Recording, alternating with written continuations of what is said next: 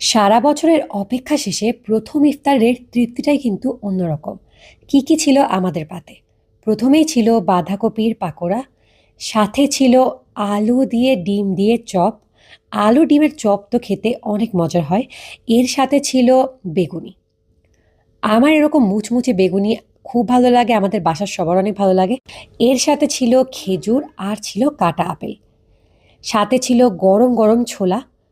ছোলা ছাড়া তো হবেই না, কারণ ছোলা দিয়ে শেষে মুড়ি মাখলে খুবই ভালো লাগে খেতে। এর সাথে ছিল একটু তেহারি, বিফ তেহারি। তেহারিটাও খেতে বেশ মজার হয়েছিল। এভাবে সুন্দর করে প্লেটটা সাজিয়ে নিয়েছিলাম, নিয়ে অপেক্ষা করছিলাম আজানের জন্যে।